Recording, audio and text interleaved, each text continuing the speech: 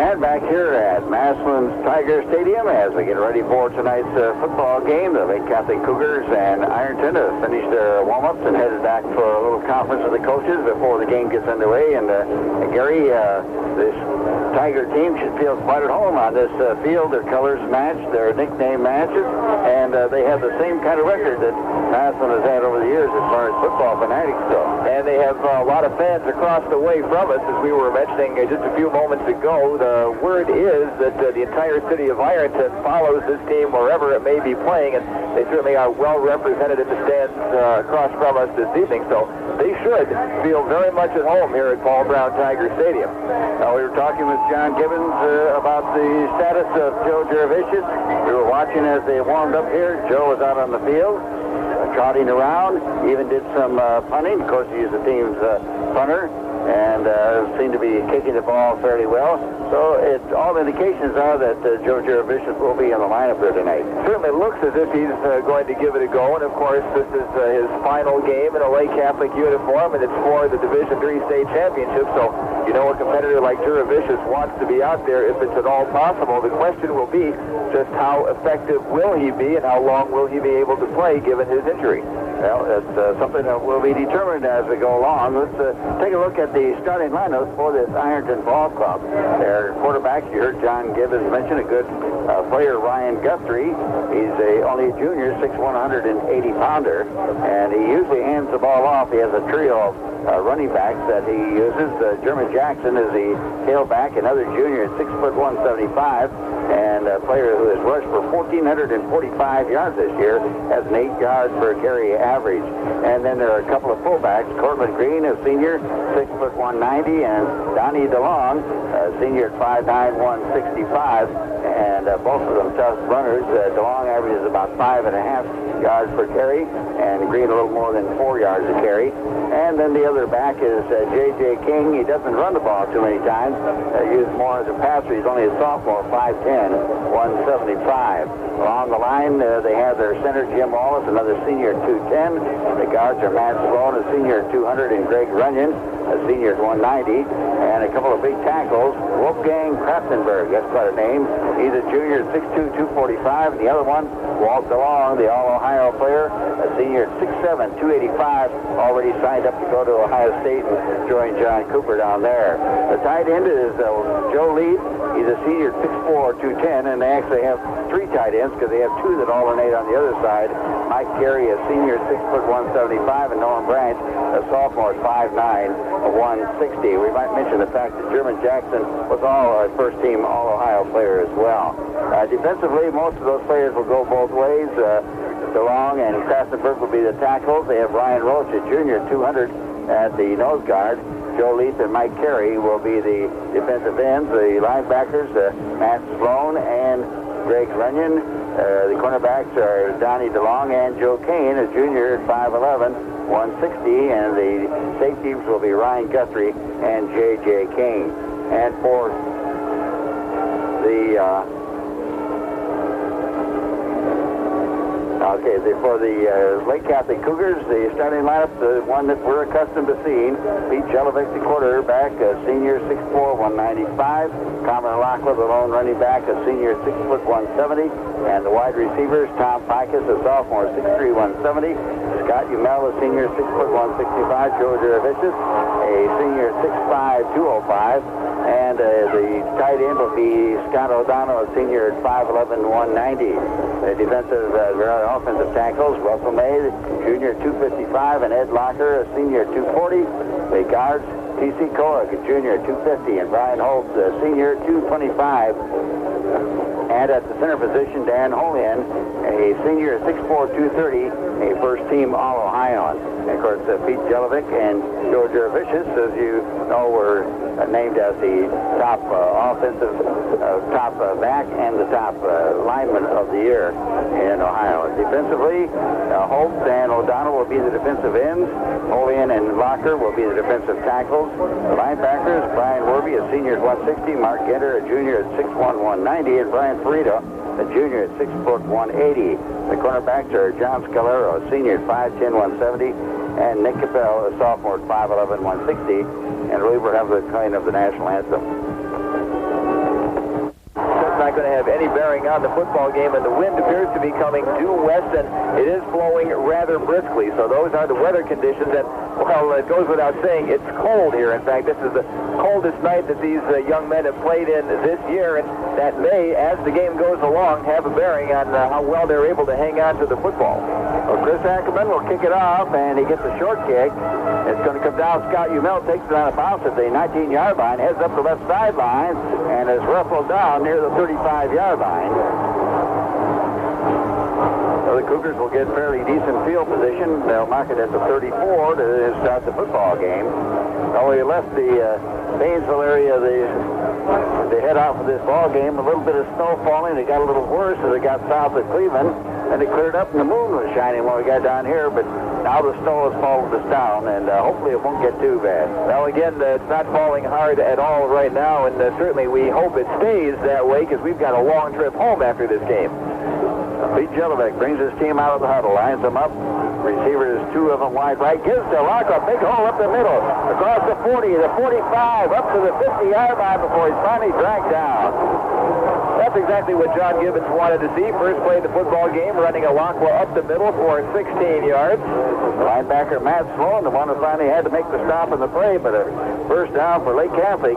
This Ironton defense has they had 4 shutouts on the regular season. They also have 2 shutouts in their 3 playoff games, so this is a very formidable unit that Lake Catholic is attacking tonight. Once again, they spread 2 receivers wide on the right side. Joe Jervicius is lined up wide left. And they're going to put Scott O'Donnell in motion. Give it to Lockwell again, running to the right. He evades one man in the backfield, steps up, gets across the 45, inside the 40, and finally taken out of bounds near the 37-yard line. Bill, I think it'll be interesting to see if John Gibbons follows the same pattern that we've seen in the first 3 playoff games, and that is the first 3, 4, even 5 plays have either been all runs or all passes, and then he switches gears and either goes to the air or goes to the ground, whichever one he has not done up to that point. The first 2 plays of this game, big runs by Lockwell. Let's see if the next couple are also plays to Carmen on the ground. This time they reversed the position and put 2 receivers wide left and Juravicius on the right side, the short side of the field. O'Donnell in motion once again. Lockwell with a handoff from the 36 down to the 30, inside the 30 to the 28-yard line. So Carmen Lockwell eating up the yardage here in the first 3 plays of the ball game. He's taking it from his own 34 down to the 28-yard line of Ironton.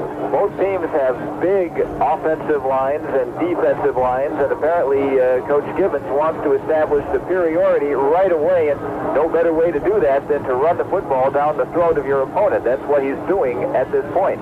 Cougars put 3 men wide left this time, and Lockwell lined up in the slot on the left side. Gets the handoff, tries to go up the middle, and runs into a stone wall named Walter Long. Well, actually, Bill, I think it was T.C. Kuig that he ran into his own blocker and wasn't able to make any progress, and then Walter Long was there to make sure he stayed down. Maybe the reason he ran into Kuig was because Long was pushing Kuig backward. But there's a loss in the play back to the 30-yard line, a loss of 2, so it brings up a 3rd and 4. That play alone explains why John Cooper is a happy man, not just because he has a vote of confidence from the boss. He has Walter Long ready to join his team next season. Scott Umel lined up as a tight end, then splits out to the left side, and they shift O'Donnell from the right to the left side. Jelovic with a long count. Now gives the ball to Locker, running to the left, and he'll have the first down as he gets inside the 25 and down to the 22-yard line. Gibbons is following that same pattern that we have seen throughout the playoffs. We've had 5 plays from scrimmage. They've been 5 runs by Carmen and Lockwell. Now, in the other games, it's been at about this point where he decides to change strategy, shift gears, and do the opposite of what he had been doing. So let's see if they keep it on the ground. They're doing well with it, or if Gibbons decides to put it in the air soon. Ball is on the 22-yard line of Ironton. We've got 9:15 remaining here in the first quarter. Joe Jervicius will go in motion this time from left to right. And back to pass. Jelovic.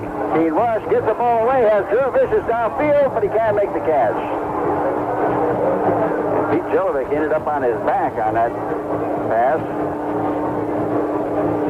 That's exactly the way Lake Catholic has been doing things in the 3 previous playoff games. They ran 5 consecutive plays, and even though Carmen Alakma was chewing up the yardage, Gibbons decided to put it in the air. Now, Jurevicius got behind his man, but only a big rush on Jelinek prevented a touchdown on that play.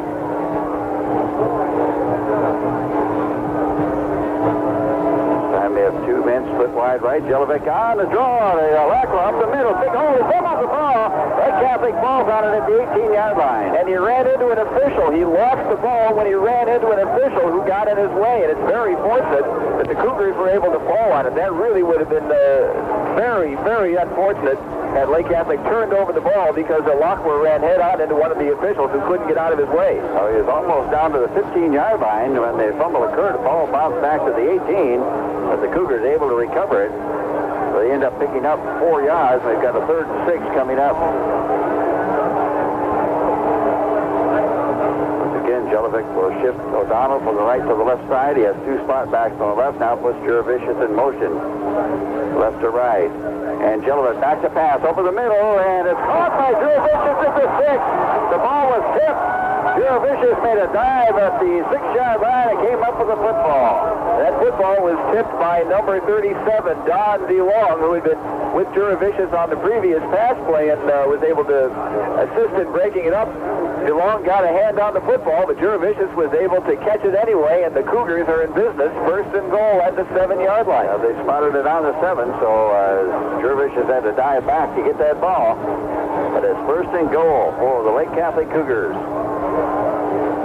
Jurevicius will be the slot on the right this time. Umels and Pikus split out wide on the right side. Jelinek gives it to Alakma on the draw. He's hit and stopped in the backfield. The loss on the play. That time Alakma simply had no room to run, and that is a very large Ironton defensive line that he had to run into. That was Wolfgang Krassenberg. Got down underneath that play to stop things up. I'll bet you hope he doesn't make too many tackles tonight. I love that name. 2nd and goal to go from the 10-yard line for the Cougars.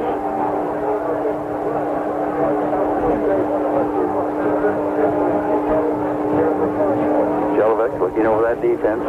Takes a short drop, passes in the end zone for Jurevicius. One-handed catch, and they say he was out of bounds. He was juggling the ball, and he wasn't able to gain control of it and comes down inbounds. It would have been an excellent catch, but he wasn't able to get control of the football while he had both feet in the end zone. Well, it's going to bring up a 3rd and goal from the 10 for the Cougars. I think we've had our questions answered about the condition of Joe Jurevicius. He seems to be perfectly fine. He's lined up the spot on the left side. Joined there by Scott Umel, and now Jurevicius goes in motion. And left to right, Jelinek back to pass. Getting protection, fires a slant pass to Pikus. He caught it at the 6. Is slants back to the 7 where he's hit and taken down. So there's just a short gain on the play. They're going to spot it closer to the 6-yard line. So it'll be 4th and goal from the 6. Ironton's defense is held. The Lake Catholic will have to try to put 3 points on the board. Jim Novakovic, the hero in the victory over Youngstown Ursuline with a field goal. Been almost perfect. His extra point attempt will kick it. Jelinek will hold. The ball is down. The kick is up. And it is good. So the Lake Catholic Cougars jump on top by a score of 3-0 here in the early going at Paul Brown Tiger Stadium in Massillon. And we'll be back with the Lake Catholic kickoff after these messages. Which puts the Cougars on the board, leading 3-0. And now he'll get set to kick it off. And it's a low line drive kick. It hits at the 25. Oh, past the receiver down inside the 10, picked up at the 7, and now trying to head the back upfield is number 22 on the return, Norm Branch, and he's taken down as he crosses the 20-yard line. Ball will be placed. Well, they're going to put it right on the 20. He was unable to field the kickoff cleanly, and that cost his team some significant yardage. They're going to have to go 80 yards if they want to put this ball in the end zone.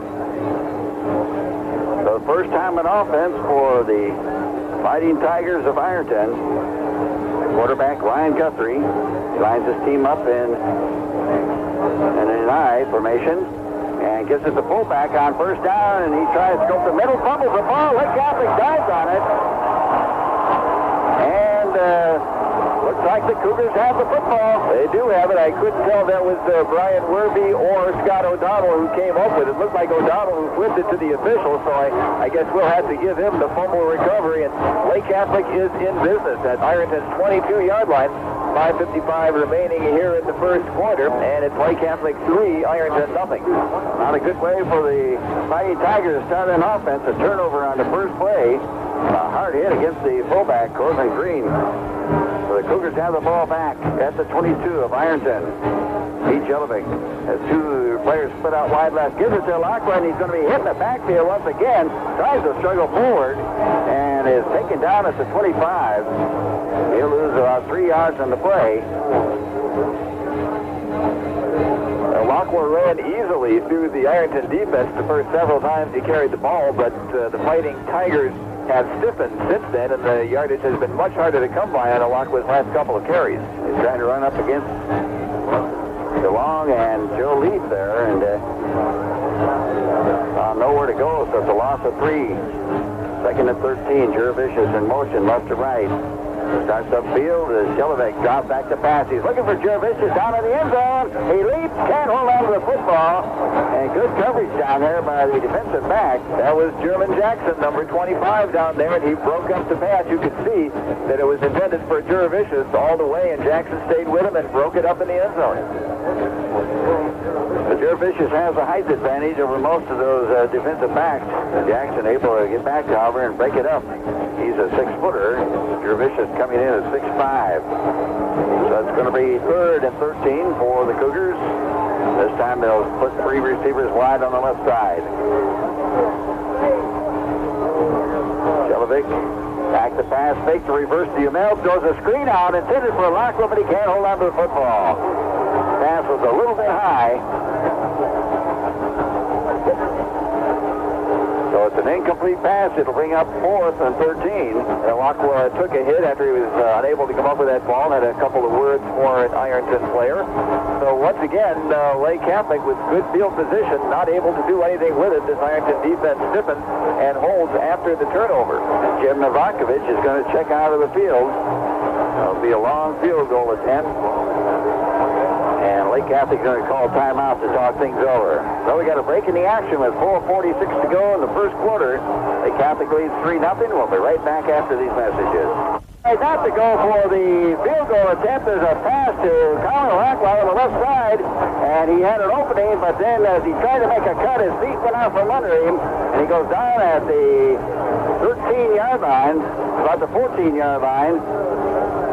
And that's not going to be enough for the first down. Lake Catholic is going to turn it over. So it goes over to the Fighting Tigers of Ironton on their own 14-yard line.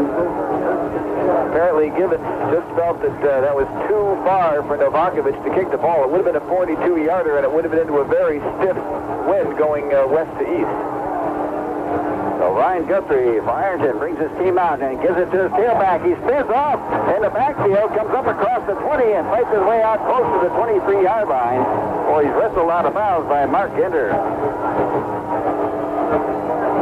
Guthrie was, Jackson was hit in the backfield, but was able to spin off the tackle, cut it to the outside, and pick up good yardage. Picks up 9 yards on that carry, and we haven't seen what this Ironton team can do on offense yet because they had it for only one play and fumbled it away, and we have 3:51 and counting remaining here in the first quarter. It's 3-0 Lake Catholic, and this will be only Ironton's 3rd play from scrimmage. And it's Jackson once again. This time he's grabbed in the backfield, is able to fight his way back to the line of scrimmage, and maybe a little farther upfield. He was grabbed there by Dan Holian. Holian just had a hold of his arm and his shirt and held on. Both teams have put their star running backs on display here in this game. Carmen Alakwa has carried the ball for 43 yards so far, and German Jackson has 9 yards on a couple of carries. They make a measurement for the first down and come up a little bit short. So it's going to bring up a 3rd less than a yard to go for Ironton. We do still have snow flurries falling here at Tiger Stadium, and it might be affecting the footing. That may be the reason why Carmen Alacqua lost his footing when he still had some daylight in front of him and could have made the first down had he been able to keep his balance. So whether or not the snow is beginning to affect the footing down there, we don't know, but we will be able to find out as the game goes on. Well, it's third and about a foot to go for Ironton as they break their huddle. Guthrie lining his team up. The officials back out of the way. And here's the handoff, and this time they give it to the fullback. He's hit in the backfield and dragged down, pushed backward by the middle of that defense for Lake Catholic. J.J. King just had nowhere to go. One of the few occasions King runs the football, and they tried to catch the Cougars napping a little bit, perhaps, and they didn't. They were ready for it. There was a loss of about a half a yard on the play, so it's going to bring up 4th and 1, and Ironton will line up in punt formation. Ryan Guthrie, the man who does the punting. Carmen Alacqua, the lone receiver back deep for Lake Catholic, standing at his 45. And Guthrie, a left-footed kicker, gets the kick underway. It's going to hit it to 45. Alacqua grabs it at 40. Now heads back towards the middle, makes a cut, and is going to be grabbed and pulled down or near the 48-yard line. So Lake Catholic will have excellent field position at its own 48-yard line. The clock is stopped on the change of possession. 2:35 remaining in the first quarter. Lake Catholic 3, Ironton nothing. Now we'll see if the Cougars continue with the pass and attack or keep countering with Carmen Alacqua on the run. They've been very successful most of the time with Alacqua running the football. Jelinek gives it to Alacqua, running to the left side, gets across midfield down to the 48 of Ironton, down close to the 47. I think it's spotted closer to the 48. So he picked up about 4 yards on that carry. A second down and 6 coming up. 3 receivers wide right this time for the Cougars. Jelinek back to pass, getting protection, and he fires one behind, sure vicious, and incomplete. Joe tried to reach back and grab it, but was being hit at the same time by Greg Runyon and couldn't hold on to the football. Pete Jelinek is following a trend that he has said in the 3 previous playoff games, and that would be he's starting out very slowly. He has 4 completions so far, but only for 32 yards, and he's misfired 5 times already. Cougars line up in that same formation. Jelinek back to pass, getting protection again over the middle. Gardner makes a sensational catch at the 32-yard line. He lay high in the air, was hit, did a somersault, and came down with the football. And he bounced right up, and I want to tell you, falling on that artificial turf is very painful. That's like playing on concrete out there, and Umil took a vicious hit and just bounced right up, and I would say he went back to the huddle, but Lake Catholic is operating without one. They line right up, and back to pass Jelinek. A little screen out on the left side to Alacqua. Well, it was a naked screen. There was no one out there with him. He catches the ball, gets inside the 30 and down to the 28-yard line. So he's able to pick up about 5 yards on the play. Thought it was a screen. I looked upfield. There were no blockers ahead of him. Jelinek may be getting the pitching arm warmed up. That'd be good news for Lake Catholic. Second down at 5. And here's a draw play to Alacqua running to the left side, and he gets up across, inside the 25 and down to the 23-yard line, and very close to a first down. Well, by my calculations, Alacqua has already passed the 50-yard mark, and we still have a minute to play in the first quarter. And the officials are going to call for a measurement. Lake Catholic 3, Ironton nothing in its Division III championship game, and the Cougars are knocking on the door again. This would be their 3rd excellent scoring opportunity. They cashed in on one and squandered one when they recovered an Ironton fumble at the Ironton 22-yard line, but weren't able to score. The sticks are down, they stretched out, and it looks like they're going to come up a couple of inches short. So we'll have a 3rd down and inches to go for the Cougars. cases, you'd expect the fullback to run it up the middle and get that yardage, but with Lake Catholic, you never know. No, and that's one reason I think why they are so successful, because there's no way the opposition can figure out what they're going to do with all the weapons at their disposal and the unpredictability of the Gibbons offense. You just don't know what they might try to do. Well, Umel and Picus are lined up, spread out far on the right side. Georgia Vicious is flat back on the right. Lockwood alone setback. Jelinek looking over the defense. And he gives it to Lockwood running to the left side. Fights for yardage. He has the first down. It gets almost to the 20-yard line. He was pulled back, but his forward progress got him, looks like, inside the 21. We'll call it the 21. So it's another first down for the Cougars. 41 seconds on the clock in the first quarter. Lake Catholic on top by 3. Pete Jelinek going without the huddle. Lining his team up at the line of scrimmage. This time he puts the Lockwood in motion. And back to pass. Jelinek fires one, and Scott O'Donnell tried to make a one-handed grab of a pass thrown a little bit behind him and couldn't hold on to it. It goes incomplete. Was thrown behind him, and that would have been a difficult catch. It's just a little short pass to O'Donnell. Was on a crossing pattern. So with 29 seconds remaining in the first quarter, Cougars looking at a 2nd and 10. Once again, Alaka in motion to the left. Jelinek back to pass, getting good protection. Look. Alpazman has him now open, but couldn't hit him. And he fell a little bit behind. A little bit behind him, and he fell down going for the football. So the footing might be getting slippery down there as the snow has been coming down since the opening kickoff, and it's coming down harder now than it has at any time tonight. So we don't see it accumulating on the field, but it might be affecting the footing down there. A 3rd and 10 for the Cougars from their 20-yard line of Ironton. Jelinek has been going without a huddle. Got me back. He's being rushed. Throws a screen. It's caught by O'Donnell. Donald down to the 10. Down to the 5. He's in for a touchdown. A little screen out of the left side, and Jelinek just got the ball over the outstretched arms of Waltz along. O'Donnell caught it, got some good blocking ahead, and took it in for the touchdown.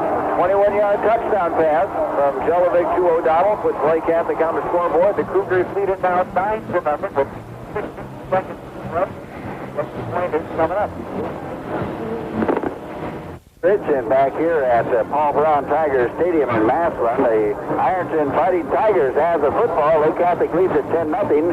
The second quarter just underway, and Ironton had just completed a big pass play and have the ball at the Lake Catholic 45. Now they try a draw play in the backfield, and there's no gain on that one, as the ball carrier on the draw was caught in the backfield, was able to fight his way back to the line of scrimmage, and I believe that was Jackson. It was Jackson. He's not down. Out of success, he is down.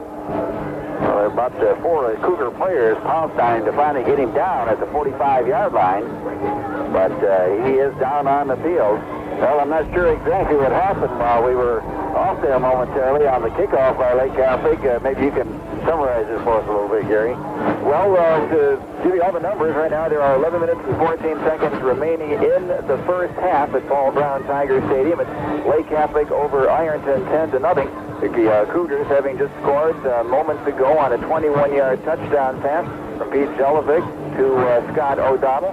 Novakovic converted the extra point. That made it 10-0. The Cougars then kicked off to Ironton to start the second quarter. And on the first play from scrimmage, the Ironton quarterback, Ryan Guthrie, connected on a 17-yard pass to put the ball at the Lake Catholic 45-yard line. And that's where we rejoined you. And right now it's 2nd and 10 with the ball at the Lake Catholic 45. And Ironton's fine running back, German Jackson, is still down on the field at the 45-yard line and being attended to by the Ironton training staff. Lake Catholic 45-yard line. And taking it. The tailback slot is J.J. King. He gets the pitch, runs to the right, gets to the outside, and is grabbed and pulled down by Mark Gitter at the 41-yard line. Mark Gitter, the linebacker, going outside to make the tackle on J.J. King. And as you mentioned earlier, Bill, King doesn't carry the ball too often. They gave it to him the last time they had it on a third down play, and the element of surprise did not work. The run was stuffed, and Ironton was forced to give up the football. This time King picks up about 4 yards, and that sets up a 3rd and 6 at the Lake Catholic 41-yard line. And King remains in that tailback spot. And back to pass is Guthrie. He's a left-hander. Now he runs and gets up to the 40, and inside the 40 is taken down at the 36-yard line. It'll be shy of the first down by about a yard. That will leave a little shy. And for Lake Catholic, let's see who was that who was a little slow getting up. That's Brian Holtz. And he does appear to be in some pain, but he apparently is going to stay in the game. He's not leaving. This is for the championship. So he's not leaving, but he is walking around a little gingerly after that play. Looks like maybe an ankle.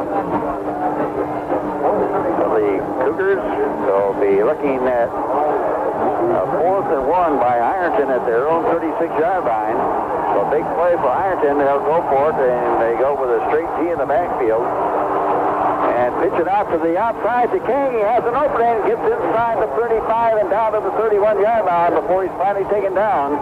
And he has another first down for Ironton. More than enough for the first down. He needed 1. He got 5. So Ironton keeps the chains moving. We have 9:29 to play in the first half. The clock was stopped momentarily on the change of possession. It's now running again. Lake Catholic 10 and Ironton nothing. And Jackson remains on the sidelines. King staying in that tailback spot.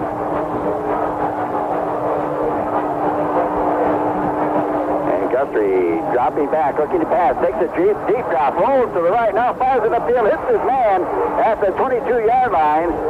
And he was, well, did he catch it or not? He ran back upfield. I think they're going to give him the forward progress at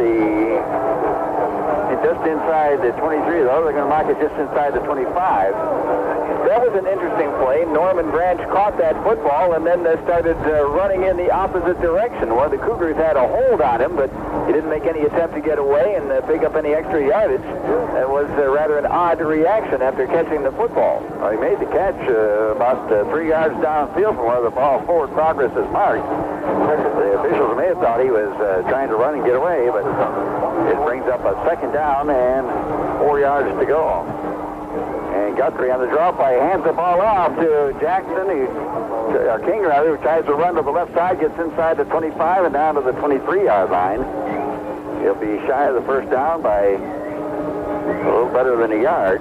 So it looks like King is going to be the featured ball carrier until German Jackson is able to return to the lineup. And he hasn't made an appearance yet, so they're looking on him over on the sideline. Well, 3rd down and a yard to go, a long yard for the first down for Ironton. Guthrie hands the ball off to his fullback, is hit. Rallies along, but he fights his way forward, and he may have enough for the first down. We'll see where they put the spot. Well, it looks like the official is going to show his forward progress just inside the 23. We'll call it the 22, and he's going to be a little more than a yard shy of that first down. About a foot shy. They got to get the ball just across that 22-yard stripe. They're right at the left hash mark. So 4th down coming up. They converted out a 4th down before. Let's see if they're able to do it again. Well, they go over that straight T backfield once again, and rolling out to the right is Guthrie. He has some running room. He's at the 20, the 15, the 10, and loses the football. It's rolling down into the end zone and recovered by Ironton for a touchdown. That is 84, Joe Reed. The tight end able to get down and fall on the football for the touchdown on the fumble, and I'm not sure how you mark that down. Guthrie had all kinds of room on the rollout. He rolled out to the right and had nobody within 5 yards of him. Then at about the 5-yard line, he was hit. He lost the ball, and you couldn't see it amidst the mass of humanity near the goal line. And Joe Leaf came up with it in the end zone for the Ironton touchdown, and the extra point is now being attempted. Chris Ackerman with a kick. It's up, and it is good. We've got a 10-7 ball game, a 6:45 to go here in the second quarter. The Lake Catholic Cougars on top. We'll hold it back with the Ironton kickoff after these messages. Have you? That place kicked through the uprights, ready to kick it off Ironton. He has the ball out of the far hash mark. And we had one player reporting late there for Ironton. Steps on the field. There's a short kick by Ackerman, and the ball is picked up at the 36-yard line by Lake Catholic. He tried to run it forward, but I think the officials marked the man who picked the ball up had his knee on the ground. They'll spot it on a 36. That was John Coco who picked it up, and he did have a knee on the ground. He tried to squirt forward anyway and hoped nobody would notice, but the officials will spot the ball at just shy of the 36-yard line of Lake Catholic. That's where the Cougars will begin this possession. They lead 10-7, 6 minutes and 38 seconds remaining in the first half. Ball is on the 36. Pete Jelovic, the quarterback. His team up. Alakwa, the lone setback. He drops back, looks to pass on first down. As Jamil streaking downfield, and he can't hold on to the football. Down at the 36-yard line. He had his hands on it. It was a little low, and he reached down, got a hold of it, couldn't hold on to it. That would have been 6 points. He had split the defense, and no one was going to catch him if he'd been able to hold on to the football. The Cougars going without a huddle, lining up over the football. 2nd and 10.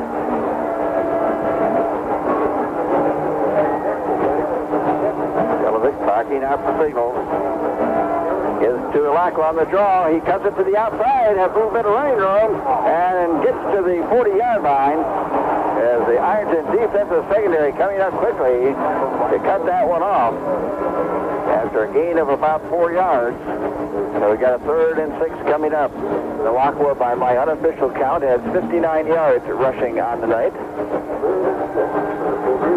Big 3rd down play for the Cougars. They put 3 receivers wide left to the far side of the field. Jelovic back to pass. Getting protection on the left side. Has Umel. Umel is at the 45. He's at midfield. At the 40. The 30. Down the sidelines at the 20. The 10. The 5. He's gone for the touchdown. 60 yards on the pass from Jelovic to Umel. That makes it 16-7. Lake Catholic on top with the extra point about to be attempted. That is the danger of this pass and attack of the Lake Catholic Cougars. At any time, anywhere in the field, they can break one for the distance, and they do it here on a pass from Jelovic to Scott Umel. 2nd touchdown pass of the night for Pete Jelovic. Now Jim Novakovic on to try the extra point attempt. Jelovic puts the ball down, the kick is up, and it is good. The score is 17-7 in favor of the Lake Catholic Cougars, and we'll be right back with the kickoff after these messages. Around Tiger Stadium, Jim Novakovic set to kick it off, has the ball in the middle of the field at the 40-yard line. Back deep for Ironton is Norm Branch. He gets a good kick away. Branch taking it at the 13-yard line, heads up the middle of the field and runs into a stack of players at the 29-yard line. As the ball stripped loose, but the officials are going to signal him down. The ball will be spotted on the 29-yard line. It'll belong to Ironton. And that brings the course of booze. Lake Catholic fans don't like that decision at all. Lake Catholic wasted very little time in answering that Ironton touchdown with a touchdown of their own. 60 yards from Pete Jelovic to Scott Umel. I think most properly we should call that a 60-yard catch and run. The ball was thrown about 5 yards, and Umel did the rest, and that made up for the earlier pass that he was not able to hang on to when he had a touchdown in his hands. He made up for that a couple of plays later. Guthrie back to pass on first down, dropping deep. Now rolling out to the right, being chased. He gets away from one man and then runs out of bounds near the 30-yard line. Guthrie looking upfield, had no one to throw to. And I don't know, this may be the most Ironton's had to pass the football in the first half of a game. We've seen tonight, Bill, that Guthrie is able to run with the football. He has run with it rather effectively. In fact, more effectively than he's been able to throw it. He ended up with a yard on that play. They got it just across the 30-yard line. And you look at the scores that this Ironton team has run up throughout the year, you do get the impression that they have not been behind very often, and therefore they have not been called on to pass very often. On the second down, here's a pitch and a catch out of midfield, and the ball carrier tripped up Joe Lee right at midfield. Alonzo tripped him up, and if he had not tripped up Lee, that probably would have been 6 points. A beautiful play by Alakwa, tripping up the ball carrier and saving what certainly looked like a touchdown for Ironton. Guthrie with a good toss upfield, catching his big end, Joe Lee on the run, and first down for Ironton, just inside Lake Catholic territory, over the 49-yard line. And this time they give it to the fullback straight up the middle, fights his way down to the 45 for a gain of 5. That is Donnie DeLong, the fullback once again. He's a hard runner, brother of the big tackle, Walt DeLong. 4 minutes and 17 seconds, and the clock is running here at Paul Brown Tiger Stadium at 17-7. Lake Catholic on top of Ironton as we close down the first half of this football game. And I think we might have seen a little more offense than we had expected, at least from Ironton. They've been able to move the ball fairly consistently on this Lake Catholic defense. They go to that tee in the backfield and pitch it to the outside man, trying to fight for yardage, gets just a couple and goes down. And that was Joe Cade, who was lined up in the backfield. They're going to spot it on the 44, so a gain of just a yard. Going to bring up a 3rd and 4. Or closer to 5, 3rd and 5, they call it. Yeah, I noticed, Bill, the further you go in the playoffs, the better you're treated. They're feeding us here, and that's really nice of these folks. They don't do that in the early games, but as you advance into later rounds, they feed the media. A big 3rd and 5. Guthrie back to pass, looking up the middle, fires it upfield and is tipped away. He thrown it beyond one receiver, had another one farther downfield, but Scotty Umel came over and slapped the ball away. Tried to make the circus interception. That would have been a very difficult catch because Umel was spinning around as the ball reached him. I think his pass was intended for Mike Carey. They tied in, but it's off the mark, so we got a 4th and 4 coming up. And it looks like a Fighting Tigers from Ironton will punt the football away as Guthrie drops back inside his own 45-yard line. Now he's going to go for a timeout. 3:12 remaining in the down and 4 for Ironton, and instead of punting the football, they're going to line up in an I formation. Guthrie, the quarterback, out over his center, drops back, looks to pass, fires it up the middle, and it's dropped. Almost caught by Noah Branch, and he's very upset with himself, and he should be. That was a catchable football, and he had more than enough yardage for the first down. Now, on the part of Ironton coach Bob Luce, I think that's either a big vote of confidence in his offense or a big vote of confidence in the defense, which has given up 17 points here tonight, and now Lake Catholic, with 3:08 remaining in the first half, has excellent field position with the ball at its own 44-yard line on the change of possession. And Pete Jelovic brings his team out of the huddle. In fact, they didn't even go into huddle. He brings his team up the line of scrimmage, drops back to pass, and fires it right down the left side, hits his man, the Uval again, and he struggled his way down to the 35-yard line. Another nice connection between Jelovic and Umel. Those guys have connected a couple of times this evening. In fact, Umel now goes, by my unofficial count, over the 100-yard mark receiving with that reception. So he's going to spot it on the 36. Umel had to leap up and make the catch, came down and tried to struggle forward, got about an extra yard. First and 10 from the 36. Here's a draw play to Lacqua. Big hole up the middle. Now he cuts it to the outside. And fighting for yardage down to the 30, down to the 25, and finally taken down as a 19. Beautiful piece of running by Lacqua. I think the ball came loose there. And the flag turned back on the play.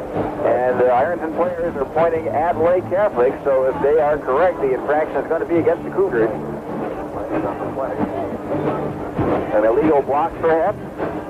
Yeah, we'll wait for the call. The officials all conferring down there. There are more officials around the sidelines here than I've seen in a long time. I counted 11 officials who were on the sidelines before this game got underway. They must have alternates and then alternates for the alternates. Well, there was actually 2 flags thrown. I hadn't seen the other one behind the post here. And it is going to go against Lake Catholic. So it'll wipe out a nice piece of running by Carmen Alacqua. Well, they'll bring it back to the line of scrimmage, just step off the yardage. So the first of the 2 penalties will be assessed here. And it looks like we're going to have a holding call against Lake Catholic. We'll bring the ball back to the 45-yard line. We'll be looking now at a 1st and 19. Just when it looked like the Cougars were moving into scoring territory, they make a mistake, and they're back at the 45-yard line of Ironton. 2.5 minutes remaining in the first half. Well, Pete Jelovic puts 3 receivers wide right. Drops back, looks to pass, looks right. As Umel, he makes the catch and was hit immediately and dropped at the 40-yard line. Donnie DeLong was down there to make the stop. But Umel has always holding on to that football. Good hands out there. 159 yards now passing for Jelovic in the first half of this game, and 101 of those have gone to Umel, including a touchdown. They've got a 2nd down and 14, and Jelovic back to pass. And fires one out. Umel has it, shakes off a tackler, and then fights his way down to the 35-yard line. They picked up another 5 yards on the play. But they'll still be well shy of the first down with a 3rd down coming up. 3rd and about 9 yards. The Cougars going to the short passing game here. I noticed that Joe Gervicius hasn't been in the lineup in this series. He was shaking the air again and out. Back to pass, Jelovic. Little screen to Locke on the right. Has a wave of blockers in front of him. At the 30, at the 20, and down at the 20-yard line. And enough for another Lake Catholic first down. And considering Jelovic got off to a slow start in this game, he's up now to 179 yards passing, and he's accounted for both Lake Catholic touchdowns through the air. The Cougars lead 17-7. The clock is stopped here as the chains are moved. Now it's running again. 1:15 remaining in the first half. Scott O'Donnell will line up as a slot on the left side this time. 2 receivers wide left. Now O'Donnell goes in motion, turns, and goes back the opposite direction, and leaves the blocking for Colin Lockwood. Takes the handoff, gets down to the 10-yard line, and dragged out of bounds. Lockwood's been doing it all tonight. As I mentioned on the last possession by Ironton, he made a beautiful tackle that prevented what looked like a sure Ironton touchdown. Now he has run for, let me add the numbers up here. I've got him for unofficially 86 yards rushing on the night. Well, waiting for the officials to signal. I believe it was a 1st down and right on the 10-yard line. So we've got a 1st and goal to go from the 10. We've got 58 seconds remaining in the first half. Lake Catholic on top, 17-7, and trying to add more to that total. You know, Gibbons would like to go into the locker room with a 17-point lead, if at all possible, and he's got enough time to get the job done. Pete Jelovic will pitch it to Lockwood, running to the right. He's trapped in the backfield. Makes a cut, gets to the 10, to the 5, and down to about the 4-yard line. A good cut by Colin Lockwood. He was cut off by Donnie DeLong in the backfield. And a nice play by Dan Holian, because Donnie's brother Walt DeLong was just waiting to wrap up Alacqua. That is, until he ran into Holian, who knocked him down and opened up a hole that Alacqua could run through. Pete Jelovic's going to call for a timeout. It's 2nd down and goal to go from the 4, and he wants to come over to the sideline. It's just, there he is. He just walked out of the field. Went out on the field. He'll rejoin the lineup. They might have been just giving him a little rest, and maybe the knee bothering him a little bit. I wonder what the effect would be of this very cold weather on a knee injury of that sort. If it would tend to stiffen up in weather like this. I'm no doctor, so I don't know for sure, but I wonder if possibly this very cold weather, Jurevicius is having a little bit of trouble with that knee. Could be, but he's out there now, and he's going to be lined up as a wide receiver on the right side, and they have two men split out wide on the left. Rock with a lone setback, and Jelinek back to pass. He's looking for Jurevicius, throws it into the end zone, incomplete. And he threw that one where no one could get it except Jurevicius, but Jurevicius couldn't get to it. And guarding him was number 45, Joe Kane, and Jurevicius had a significant height advantage over Kane, but the play just didn't work. And as you said, Phil, Jelinek put it where if Jurevicius wasn't going to get it, and he didn't, nobody was going to.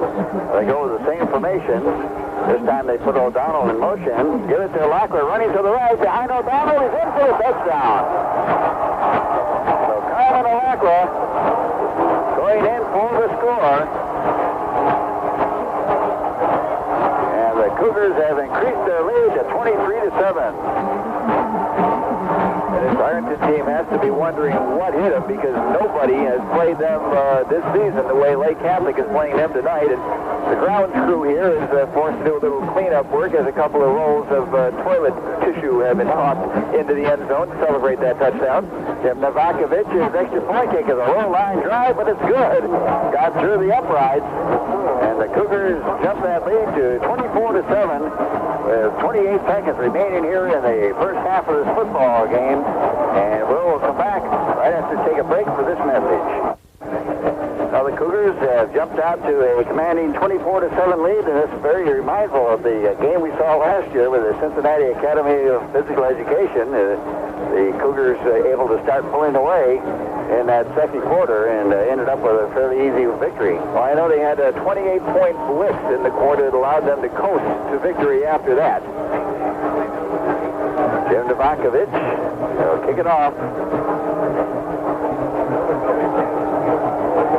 And this time he kicks a low line drive. It's grabbed by DeLong at the 30-yard line, and he tries to run up the right side, right hash marks, and is taken down near the 35. And I do see a flag on the far side of the field, Bill.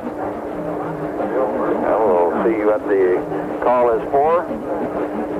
And we got an offside against the receiving team. So Ironton apparently will be penalized. Well, that's unusual for a receiving team. Very unusual. Very unusual.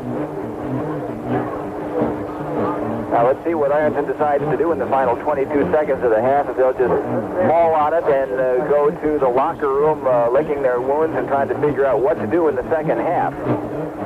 The Cougars, they're calling illegal procedure. I don't know what was wrong. Maybe they had too many men on the field or too few. I don't know. But they're going to step off the penalty, and Lake Catholic will re-kick it.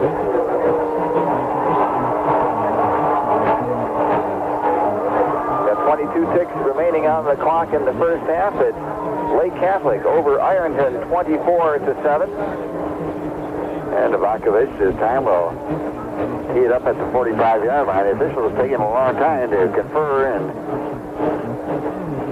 I'm not sure they've settled on what they're going to do yet or not. Once again, a low line drive, and this one's going to go out of bounds.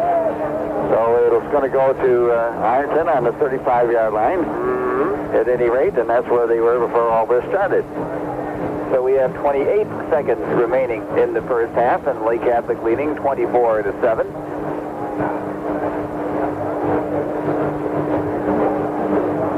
Officials conferring, and we'll wait for them to come out and place the football and run off the final seconds of this first half. The Lake Catholic Cougars with a 24-7 lead over Ironton. That flag is still sitting at the 46-yard line. Nobody has bothered to pick it up. Well, they'll notice it when he goes to throw it the next time. Yeah. Reaching that back pocket, and it won't be there. They've had very few penalties in this game. In fact, I've only got one marked down as having been stepped off at holding call against Lake Catholic.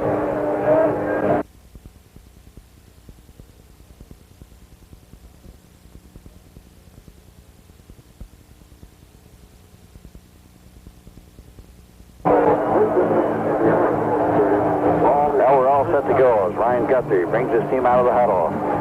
Drops back to pass, and first down, he has a man streaking downfield, and the ball is intercepted. Down at the 31-yard line, a diving catch made down there. Umel on the interception, and that was a brilliant catch. Was it Umel or was it Capel? It was Umel. Umel and Capel were in double coverage on Norman Branch, and the acrobatic interception made by Scott Umel. 21 seconds remaining in the first half, and knowing John Gibbons, he may well try to get some more points on the scoreboard. Well, he get about 5 plays off here if he plays it right, so we'll see what happens. The clock is running, however, and Pete Jelloway taking his time as he brings his team up the huddle at the 31-yard line of Lake Catholic. And he drops back looking to pass. Steps up in the pocket, fires it downfield. Umel tips it, and it's incomplete. And that's the last play of the first half. So the game began, and the field might be somewhat slippery because it is artificial turf. We don't see any accumulation down there, but we have seen some slipping and sliding, and that may be the result of this consistent snowfall. But Lake Catholic has certainly been able to overcome that minor obstacle and post a 24-7 lead here at halftime. Well, we've talked a lot about that Lake Catholic offense. Of course, we haven't mentioned the defense, and they usually get a little bit slighted because the offense does put on the points on the board and gets the headlines. But once again, the defense has been outstanding here tonight, especially when you consider the Ironton Fighting Tigers had one of the top running backs in the state in German Jackson, and they rendered him almost useless in his first half and sent him to the sidelines with an injury as well. They did send him to the sidelines. I don't recall mentioning his name after he was injured, and he had only 9 yards rushing at that point. So Lake Catholic has been able to shut down the running game of Ironton, and what we've seen here in the first half may verify what Tom Bank was quoted as saying in the newspapers this morning. Of course, the former Lake Catholic coach, now the boss at Euclid High School, and he said he didn't think anyone that did not have a varied offensive attack could beat Lake Catholic. You're not going to beat Lake Catholic simply by running the ball, and that would appear to be the case because that is what Ironton does best. They don't throw the ball particularly well, although tonight they have more yet been seen that much of DeLong, the big tackle. He's been around there, and you've seen him, but he hasn't really been very effective. Cougars able to, offensive line able to contain him defensively, and he's not been able to open up the holes that they would like in the running game against the Lake Catholic defense. He looks like an outstanding player, but he really hasn't been the factor that they might have expected against this Cougar ball club. No, he hasn't been, Bill, and I'm glad you brought that up because on a couple of occasions in the first half I really meant to make a note of that, and just for whatever reason I didn't get around to it, but the Lake Catholic line has really done an outstanding job. T.C. Kuig and Dan Holian in particular have done a very fine job of neutralizing DeLong, and as we mentioned earlier in the broadcast, he's already signed a letter of intent to play football at Ohio State, so we know we're talking about an outstanding all right to left. Novakovic has the ball teed up in the middle of the field. Back deep on the receiving team is J.J. King in the middle this time for the Ironton team, and he'll take the kickoff, a deep one at the 7-yard line. He got it at the right hash mark, cuts to the middle of the field, gets across the 20, and runs into about 4 of the green-shirted Cougars from Lake Catholic and is pushed back. They'll mark his forward progress on the 23-yard line. Lake has controlled both sides of the line of scrimmage tonight. The offensive line has been in control. The defensive line has been in control. And that'll have to change if Ironton has any hope of getting back into this football game. Well, they'll go to the offense. Up deep in their own territory. It's a 23, first and 10. And Ryan Guthrie, the quarterback, bringing his team out of the huddle. And he has King as his tailback once again. Jackson remains on the sidelines. He fakes the handoff to the fullback, fires it downfield. He hits Joe Leeds, who makes the reception at the 40 and is hit immediately by Carmel Lacroix, taken down at the 41. Second catch of the night for the tight end, Joe Leeds. So they have a whole lot of tight ends on this team. Everybody who catches the football from what would normally be the wide receiver position actually lines up, I should say, at tight end. Leeds receives special mention All-Ohio in Division III. He gets him a first down. And back to pass. Guthrie again. This time he's being rushed. Gets a pass off and it's dropped. Dropped by J.J. King. Threw a little flare out, and King was the blocker on the play, but after the big rush by Guthrie, Guthrie was under pressure from Umel and was able to get the football away, and King had some room to run with it. He simply dropped the football. That brings up 2nd and 10. The ball at the 41-yard line of Ironton, and the Fighting Tigers have come out throwing here in the second half, at least the first 2 plays of the second half. They're trailing by 17 points, 24-7. They may have altered their game plan for the second half as Guthrie drops back to pass again, steps up in the pocket, is hit, gets away from one, and stumbles across the 45. They're at the 46-yard line. Guthrie has been the most effective offensive weapon tonight. He hasn't done a lot throwing the football, but he's had some success running with the football. He has shown that he can scramble when he's pressured. It was Dan Holing that tripped him up, and then Scott O'Donnell put him down, but a gain of 5 yards, so we've got 3rd and 5 coming up. You can see the air filled with footballs here in the second half because you know Lake Catholic will keep the pressure on, and Jelovic is going to keep throwing the football. And here is Guthrie back to pass. He steps away from one man, fires it out on the side, has a receiver at the 48-yard line across midfield, and down to the Lake Catholic 45, and enough for a first down for the Fighting Tigers of Ironton. And I believe that was Donnie DeLong on the reception, Bill. And it was, number 37, Donnie DeLong making that catch and giving first down to the Fighting Tigers. And guess what? John Gibbons has called a timeout because his team has allowed consecutive first downs. What a surprise. We got timeout on the field. It's 24-7 in favor of the Lake Catholic Cougars. Right back from their own 45, run the ball up the middle around the first down play. And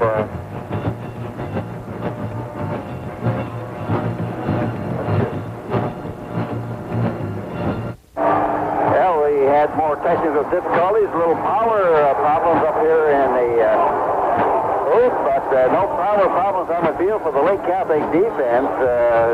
The Ironton ball club was moving it down to the Lake Catholic territory. They completed a pretty good pass play for what appeared to be a first down deep into the territory of the Cougars, but a holding penalty brought the ball back, and then a sack on the quarterback, Ryan Guthrie. And right now, they're looking at a third down and 28 yards to go. 28 yards to go, so they were moving until their momentum was pretty much snuffed out by that holding call, and now they have the ball at the 48-yard line of Lake Catholic. 7 minutes to play in the third quarter. It's 24-7. The Cougars on top. And Guthrie back to pass, being rushed by Gitter on a flat. He has to unload the football. Is incomplete. And Mark Ginner came blitzing through that line. And Guthrie had to take off in a hurry and was able to just barely unload the pass to save another sack. They're back at his own 40. He had to let go of that football long before he wanted to, and what appeared to be a promising drive for Ironton to start this third quarter has been snuffed out partly because of self-inflicted wounds, and the Fighting Tigers are going to have to punt it to Lake Catholic. 6:58 remaining, and this will be the first time Lake Catholic has had the football here in the second half. They're almost halfway through. The kick is underway, and Lockwood will receive it at the 14-yard line. Makes a cut upfield, gets up to the 25. That's where he's at the 30, or about the 30-yard line. Is grabbed and pulled down on the 31, but we had a flag thrown back upfield. 21-yard line. It looks like we'll get a call against the receiving team after the kick. And so this will push Lake Catholic back deep into its own territory, and Ironton's mission is clear. They've got to stop the Cougars 3 downs and out, and then hopefully get the ball in good field position. But that's exactly what Bob Lutz didn't want. That drive that ate up 5 minutes and 2 seconds and didn't result in any points. That's just what Bob Lutz did not want. Now they'll step off the penalty from the point of the foul, which was the 21-yard line, and take it down to the 11.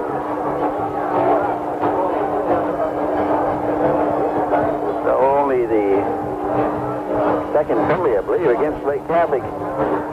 stepped off in this ball game. But it puts them down deep in their own territory. It's 11, first and 10 as Pete Jelovic brings his team out of the huddle. On setback is Alakwa. Jervicius in the game. Out on a slot on the left side, they hand it to Alakwa. He runs over the left side and gets out to about the 14-yard line. For a gain of 3. That'll put him very close to the 100-yard mark by my unofficial count. Now, we do have some official statistics that we just delivered to us a few minutes ago, and we certainly won't go through the whole list, but to show you what kind of dominance Lake Catholic had, not only a 17-point lead on the scoreboard at halftime, but 248 total yards to 99 for Ironton, and 36 offensive plays for the Cougars to only 20 for Ironton. The same formation for the Cougars on 2nd and 7. And Alakwa takes the ball and makes a cut in the backfield, gets up to the 20-yard line and out to about the 21, and very close to first down yardage. Alakwa making a good cut. His hole was blocked off, but he was able to make a cut. Still in the backfield, take it to the right side, and he has enough for the first down.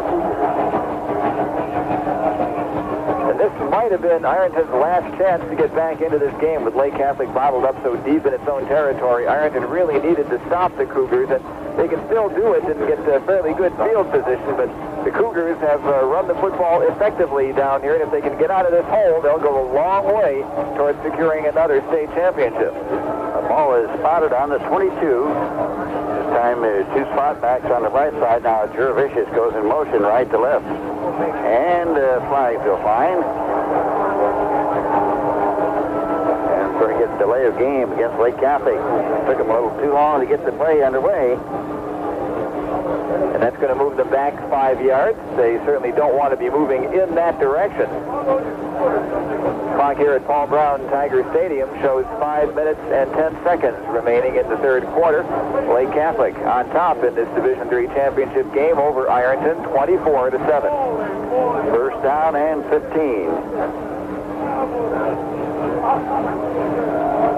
Jelovic goes with the same formation, puts Jervicius in motion, and gives it to Alakwa running. No, he faked it to Alakwa. Now fires a pass out on the right side. It's caught, and it'll pick up about 7 or 8 yards on the play. Checking to see who the receiver that is. That was Umel, Bill. Umel made the catch. He's had a big night for Lake Catholic. He's well over 100 yards receiving already. He got out across the 25 to the 26-yard line. So he picked up about 9 yards in the play, and it's going to bring up the 2nd and 6. 115 yards receiving for Umel and 188 yards passing for Jelovic. This time he has 3 receivers wide left. And Jelovic back to pass. He's being rushed. Gets the screen off to Alakwa. He's up to the 30. He's at the 40. Grabbed by from behind and pulled down at the 48-yard line. That one is going to put Jelovic over the 200-yard mark passing tonight. He does have a couple of touchdown passes thrown in. I've got him for 210 yards passing, and we still have better than 4 minutes to play in the third quarter, and Lake Catholic has gotten out of the hole. They started this drive at their own 11-yard line, and they are now at their own 47. Right, the ball spotted on the 47. This time the formation has 3 receivers wide right. And here's a reverse to Umel. He's at midfield down to the 40, and finally he's down at the 38-yard line. First time we've seen that play tonight. Umel had a big hole to run through, and he's going to move the chains. It'll be another Lake Catholic first down. 4 minutes exactly remaining in the third quarter. Lake Catholic up by 17. Well, that's another of the many weapons that the Cougars have. This time it's Umel and Jervicius out wide on the right side. Tom Pike is put out on the left. Jelovic with a short drop. He's firing long, intended for Jervicius. He makes the catch at the 15, to the 10. He's in. Oh, they're going to knock him out at the 1-yard line. Well, one official signaled touchdown. Apparently the other official is going to mark him out at the 1-yard line.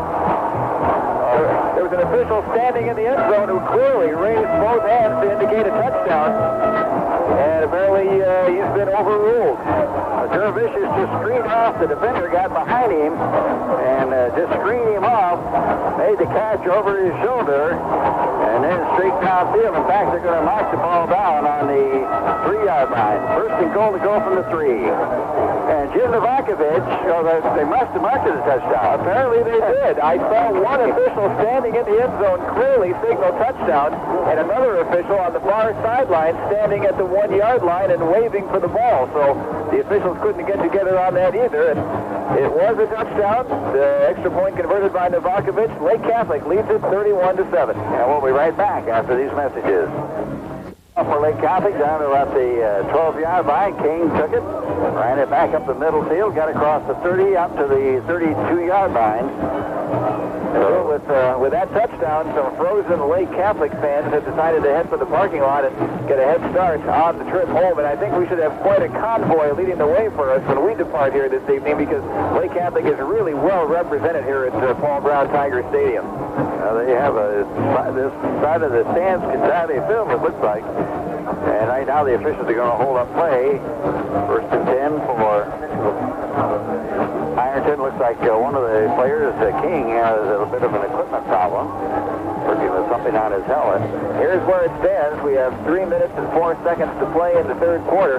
Lake Catholic on top 31-7, following the touchdown pass from Jelovic to Jervicius. So after having been pretty much a decoy through almost 3/4 of this game, Jervicius finally makes his presence felt. And Guthrie back to pass, rolling off the left side, fires long downfield, and the defender, Humel, had fallen down, and the intended receiver, Nolan Branch, falls over him, and the pass goes incomplete. And the Ironton fans across the way from us are a little unhappy. I think they wanted interference on that play, but that was strictly incidental contact, and Humel and Branch simply got tangled up, and the ball flew over the head of both of them.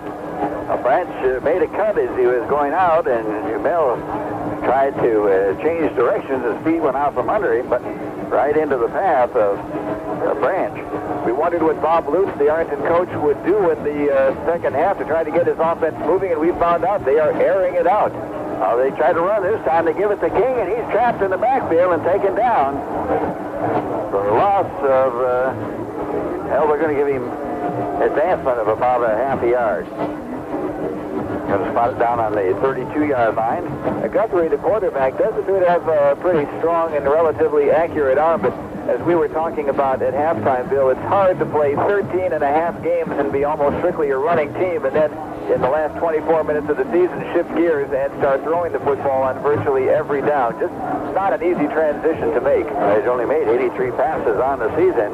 Now he's back. He's being rushed. He gets away from Jenner. Now heads up the right side to the 35, to the 40, and runs back into Nick Capel and goes out of bounds at the 43-yard line. Capel put a hit on him, but to Guthrie's credit, he just got right back up, and he's ready to huddle up with his teammates. 2 minutes and 2 seconds remaining in the third quarter. Lake Catholic leads it by 24 points.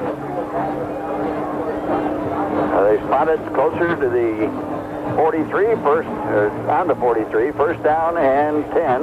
And again, Guthrie is the best offensive weapon that this Ironton team has, throwing the football and running the football. He's run with the football quite effectively tonight, and that time he was just running for his life. The Lake Catholic rush was all over him. Here's a pitch to King running out to the outside, and he stays on his feet, bites off a tackle, and gets across midfield down to about the 48 of Lake Catholic, close to first down yardage. That's just about the best run of the night for an Ironton running back. Early in the game, Jermon Jackson took the first pitch of the game and scampered 9 yards with it. Well, that was it. That was as far as he went all night, and we have not seen him in the football game since, I forget exactly when he left, if it was late in the first or early in the second quarter, but we have not seen him back in the game.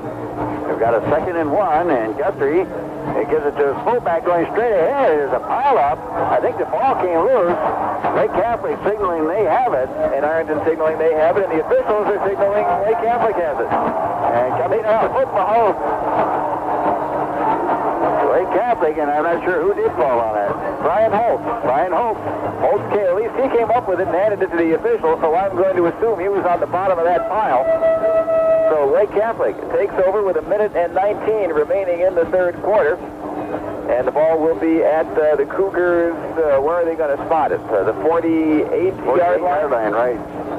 So first and 10 for Lake Catholic after the third turnover by Ironton in this ball game. You have two players line up the slots at the right side. Now put Juravicius in motion. And they run to the right with Alaka. He has a big hole. Breaks the tackle. Stays on his feet. He's at the 40. Down the sidelines. Inside the 30. And finally down at the 28-yard line. Alaka just wouldn't go down. He came out of a couple of piles of tacklers. And he just refused to be tackled. The officials were spotted just shy of the 28-yard line. Another big first down by the Cougars. Inside a minute remaining here in the third quarter, Lake Catholic leads at 31-7, and the Cougars are trying to put some more on the scoreboard, and certainly another touchdown puts this one in the win column and makes the fourth quarter pretty much academic.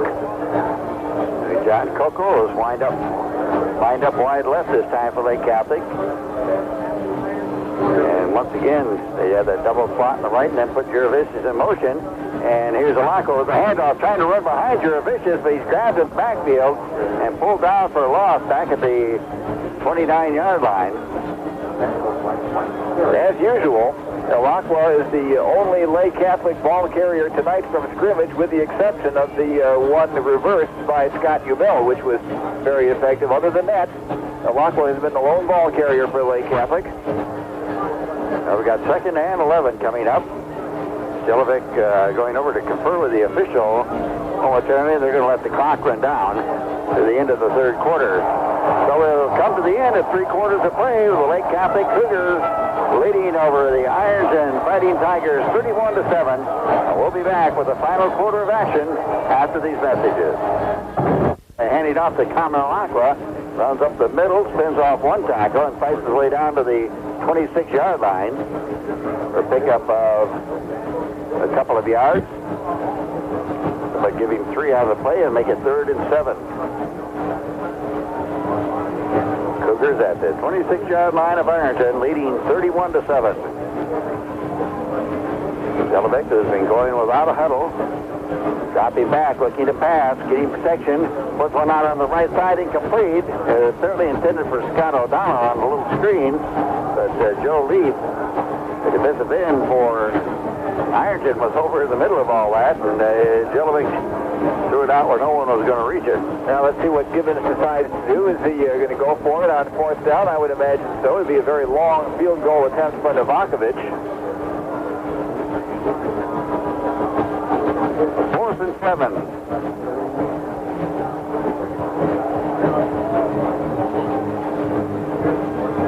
And here's a pitch to Lockwell, trying to run to the left. Now he'll cut back to the right. Has some running room. Cuts in at the 20 and is hit and taken backwards, short of the first down. Leading the charge were King and Zaddy DeLong. They put forward progress at the 22-yard line. So the clock is going to stop with 11 minutes and 10 seconds remaining in the fourth quarter. And Lake Catholic on top by 24 points. That drive was stymied. Had a flag down on the play as well.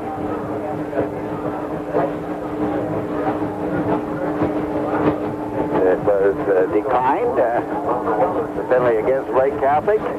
So Ironton will take over the football. They'll have it at their own 22. Cougars not able to take advantage of the fumble by Ironton, but they did run a few minutes off the clock, bringing them.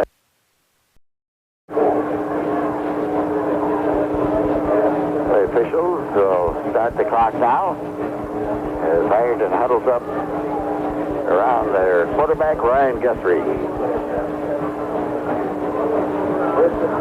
King in the tailback slot.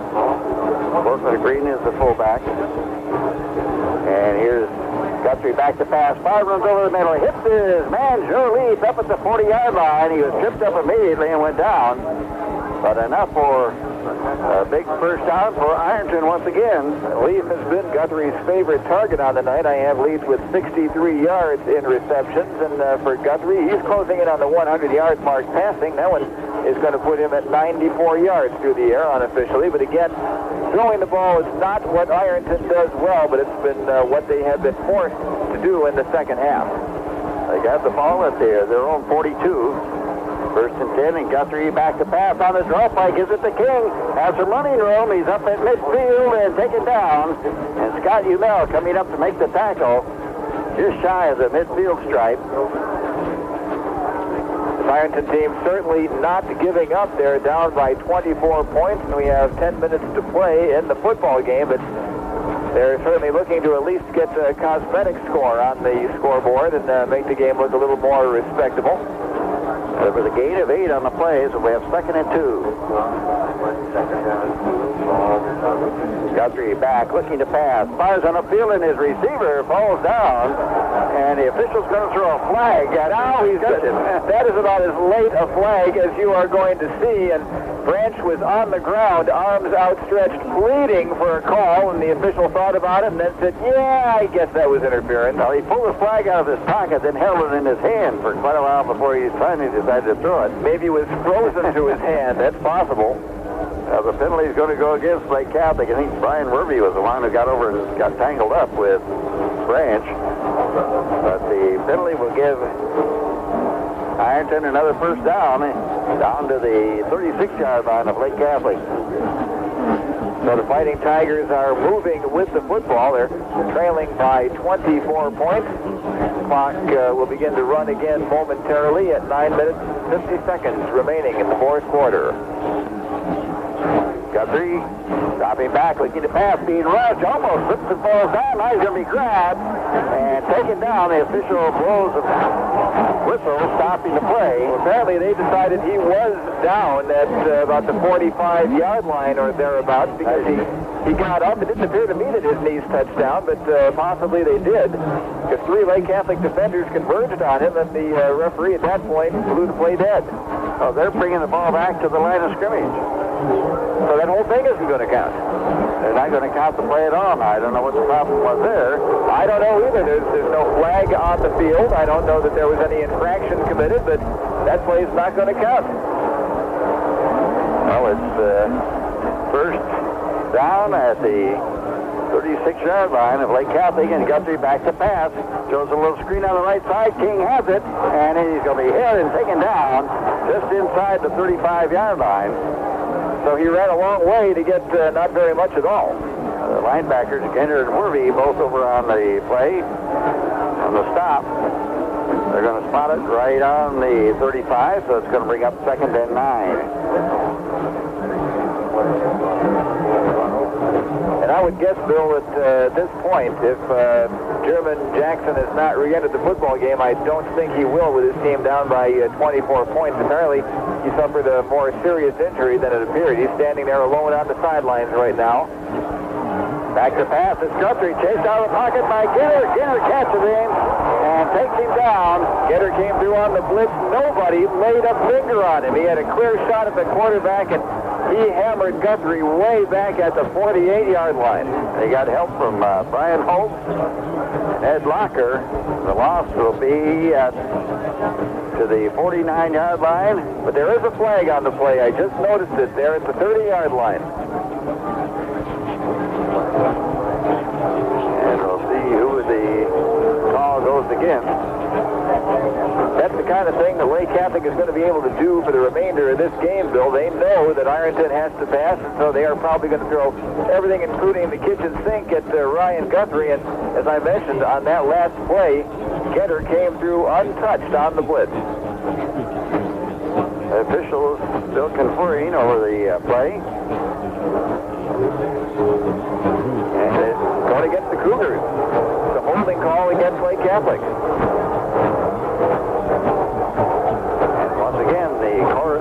Booze coming from the Lake Catholic fans, and they're sticking around, most of them anyway. The vast majority of them are sticking around to enjoy every minute of this, but they have let the officials know in the last minute or two that they're not too happy with the way this game is being officiated, at least at this point. The holding call apparently was from the point of the foul, which was up around the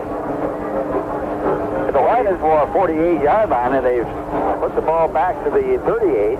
the flag was dropped at the 30-yard line. The line of scrimmage was, I believe, the 35-yard line, and the quarterback wound up being dumped at the 48-yard line. Right now, an official is standing over the ball at the 38, 10 yards upfield from where the quarterback was sacked. And we're looking at a second down and 12.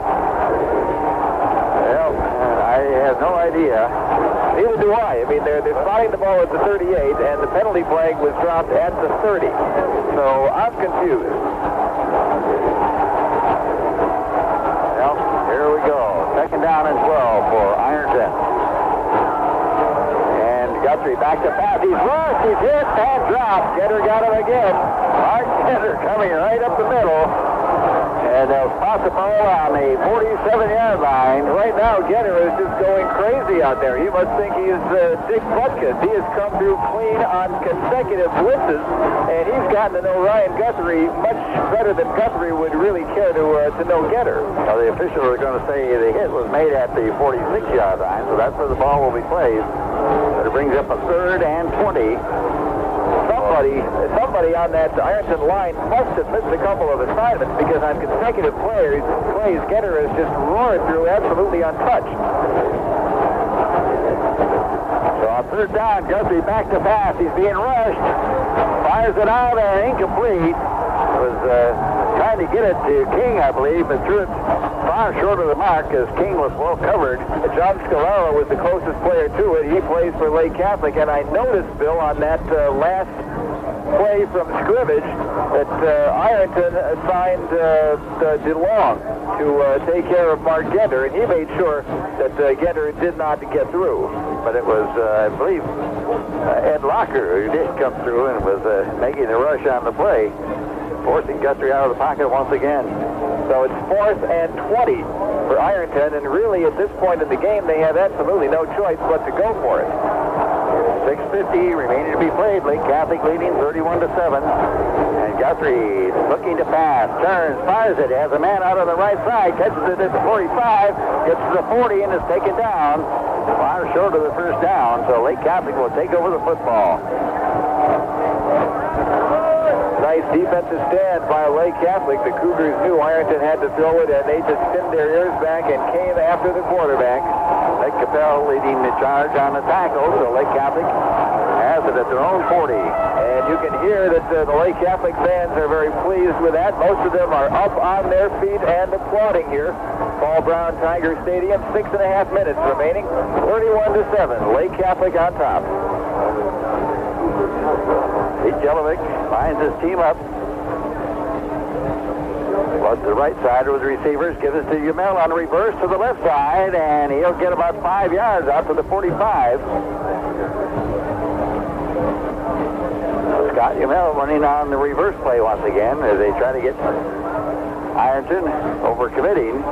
Now we'll see if Gibbons decides to keep the ball on the ground and try to kill the last 6 minutes, actually less now than 6 minutes, 5:55 remaining on the clock, and celebrate a second straight Division III championship.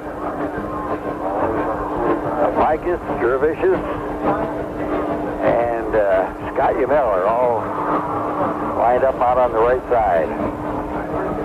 And they fake the handoff to Yamel. Rolling out is Jelovic. He throws a little pass to Alakwa. He has it at midfield and tries to fight forward. Is stood up and stopped. And one of the Tigers came up and put a forearm into Alakwa, then quickly backed off. Oops, I didn't mean to do that. Well, they'll be just shy of the first down at the 49-yard line. So we've got a 3rd and 1 for the Cougars. And how foolish it was for me to make a statement like Lake Catholic will probably keep the ball on the ground the rest of the way. I've watched this team enough. I should know better than to say things like that.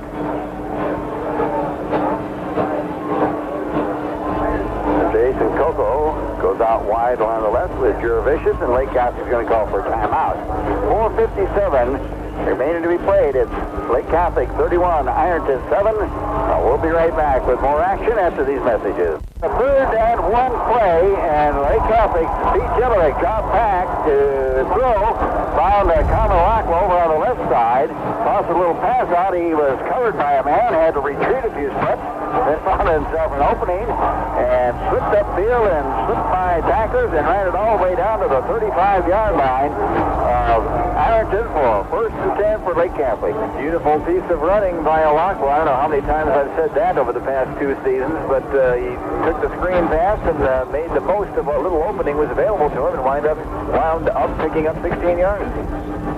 So on first and 10, Jelinek gives the ball off. We got a new running back into the ball game, and he takes it downfield to the 25-yard line. I think that's Matt Silverstein. It is.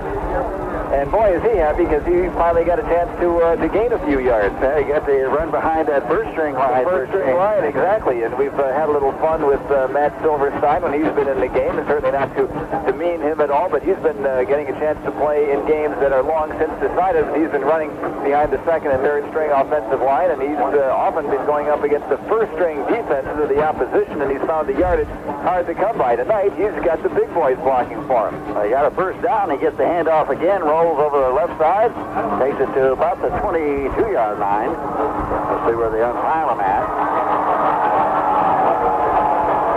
And a big cheer here going up. The Lake Catholic fans responding to a big sign going past us that says 1992 Lake Catholic State Champ.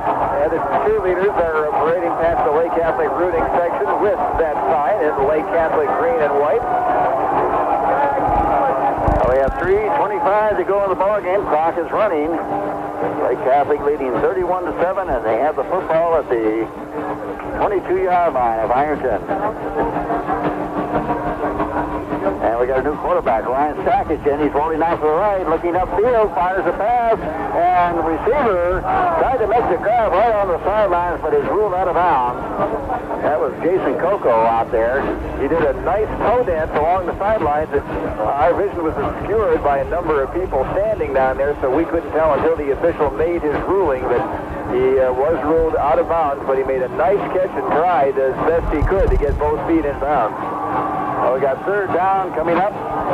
Juravicius is now coming out of the game as Carmen Alakwa left a little bit earlier, and so did Pete Jelinek. And John Gibbons taking his seniors out of the game now and allowing them to get a standing ovation and well-deserved from the Lake Catholic fans. Here's Stackage dropping back, looking to pass, being rushed, and he's going to get the ball away, and it's incomplete. Headed down on the 12-yard line for James Mark. Himself a senior. He's a 5'6", 125-pounder, so you can see that he may not have seen a lot of action this year, but getting a chance to play here in the final game of the season in his senior year. You got to hand it to somebody 5'6", 125 pounds who's willing to take the pounding in practice that he certainly must take. We've got a 4th and 7 coming up. Stackage, they're trying to get his team lined up. A little confusion about exactly who they're going to set. They go with 2 spots on the right, now put a man in motion. And Stackage, dropping back, takes the handoff, now fires a pass upfield and batted away, incomplete. And there is a flag down. Batting that pass away was number 66, Matt Sloan, a linebacker. I'll wait and see what the flag is all about. I wonder if anybody has informed Joe Juravicius what time basketball practice starts on Monday, or if he's even up to basketball practice given the condition of his knee. But he did play tonight. He did catch a touchdown pass and looks to be in pretty good shape. And I know that the basketball coach is eagerly awaiting the arrival of several of these Cougars who, because they've been so successful on the football field for the second year in a row, they've forced the postponement of the first few games for the basketball team. We had double penalties.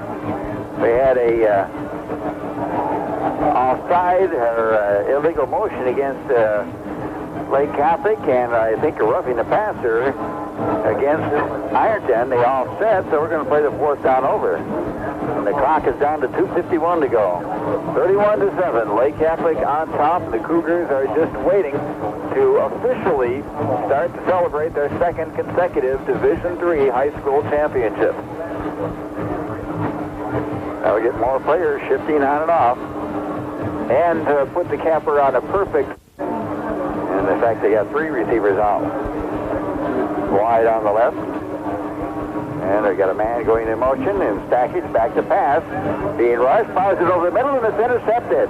Grabbed off there by, that's Matt Sloan. Matt Sloan again, and he's taken down at the 20, about the 23-yard line, 24-yard line. Not a well-executed play by Lake Catholic, and Stackage just went back and threw the ball right into Sloan's outstretched arm. So that is their first turnover of the ball game. And Stackage walks back to the sideline and spreads his arms and says, "Coach, I goofed." So Ironton will get its last attempt to in the eye. Guthrie back to pass. Looking upfield, now being rushed. He's got pulled down. The ball comes loose. There's a scramble at the 9-yard line. And the official signaling that Ironton has the football. Guthrie has been running for his life here in the fourth quarter. The defense of Lake Catholic has been pinned its ears back, and they have been in his face throughout the fourth quarter. And they got the second unit for the most part on the field defensively now for Lake Catholic, but they're not easing up at all. So the loss is all the way back to the 9-yard line, and it's second down and 24. Clock continues to run, 1 minute and 38 seconds remaining. Here's a pitch, Guthrie back to King, running to the right, and up along the sidelines, runs out of bounds, up around the 18-yard line. Looking upfield, fires one up, it's intercepted at the 34-yard line. Back to the 20, to the 10, and down to the 5-yard line. And that was number 81, Bill Merton. Bill Merton, a senior linebacker, dropping back. And he's escorted off the field by a very happy band of Lake Catholic Cougars. They're 1 minute and 8 seconds away from another Division III championship, and I think Merton is probably just a little disappointed he didn't have enough blocking to take that one all the way into the end zone. Now Ryan Stackage will bring his team out of the huddle with a first and goal to go from the 5-yard line. Clock running, under a minute to go.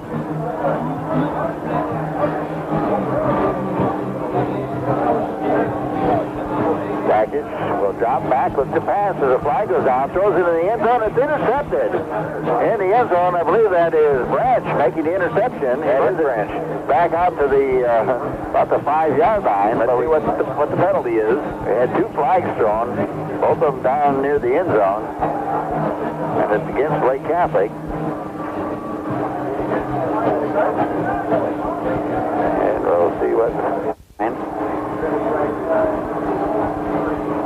28 seconds to go. Here's a handoff, and the ball carrier, Silverstein, caught in the backfield and pulled down for a loss on the play. And that may well be the last play of this football game. We're at 19 seconds to go and counting. I don't think Lake Catholic is going to snap it again. Now, the players on the field, they want to go another one. Sure. Quickly huddling up and signaling the rest of the team to go back to the sidelines, but they're going to let the clock run out. Down to 4, 3, 2, 1, and it's all over. The Lake Catholic Cougars, 1992 state champions in Division III for the second year in a row as they defeat the Ironton Fighting Tigers 31-7 here at Paul Brown Tiger Stadium in Massillon, Ohio.